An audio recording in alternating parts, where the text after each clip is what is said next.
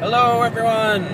This week we are on the road with our week 12 reflection. We are currently on the road somewhere between Denver and... where are we? Chicago. I think we're in Iowa. We have our wife driving over here. We have our baby over there. And we have the boy in the back. Can you say hi, Blaze? I can't get. No. No? Is it facing you? Say hi. Hi, but I'm a little picture. Okay. So, this week's reflection question was about the relationship between beauty, creativity, endurance, and creation, and the idea of do we have a responsibility to teach inspiration as well as skills? Do you have any thoughts on that, wife? Yes, I have thoughts.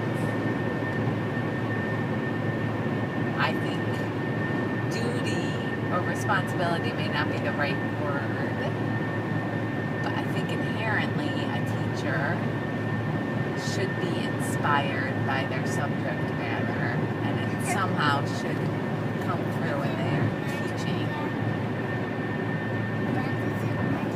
Well said. It is your turn, Blaze. Do you think at school they should teach you how to do stuff, or they should show you fun stuff also? But let's the butt is come out. Sorry. So I don't want to argue semantics, but I don't think teaching inspiration's a good idea, a good goal. I think you should expose students to lots of stuff and hope that they find their inspiration wherever they find it, whether it's inside or outside of teaching or wherever they find it. But I think the idea of teaching inspiration is problematic because then you get into the idea of what should be inspiring and what shouldn't be inspiring. Like the idea of if someone wants to be a writer, then they have to like Shakespeare, and Shakespeare should be inspiring, is kind of, I have a big problem with that. So I think you should expose people to lots of stuff and hope they get their inspiration wherever they get it, and allow them to get it wherever they get it instead of expecting them to take it from certain things. I think it's very important. So that's my take on that. And we also have a special guest this week. We were just visiting my in-laws, some of my in-laws, and we're going to see what my niece thinks about this question. We asked her last night, and she let us record her. So here's my niece, Kate, talking about this question. I think that if you inspire a person, you'll make them want to learn a skill or want to do a skill.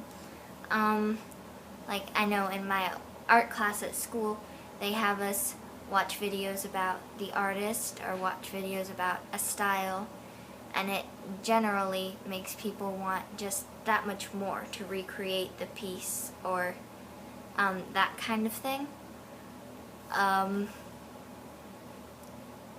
And that's all I have to say. So one of the other questions was the quote from Maria Montessori, which is something like, never help a child with a task which they think they can succeed, and how do you think about that in relation to your own educational experience? Do you have any thoughts? That generally sounds like a good plan. Okay, so that's the wife's thoughts on that. Let's hear what Kate has to say. This is what Kate has to say about that, because we asked Kate this question. I mean, being a student, yes. I have a teacher at my school right now who, quote, says she likes to hold our hand and help us through things like in-class essays, and personally I appreciate that very much. But on occasion, it's kind of cool and it makes you feel accomplished if you didn't really need the instructions and you did the assignment and even got a compliment in the process. That's always cool. Yeah. And we also asked Kate's mother about this, but she didn't want to get recorded, KK. But she had some interesting stuff to say because she actually went to a Montessori school the first through second grade, I think, kindergarten through second grade. And she said she really, really liked it, but looking back on it, she doesn't think it's such a... her take on it was she didn't think it was such a good idea to allow children to have so much say in their education from so early on.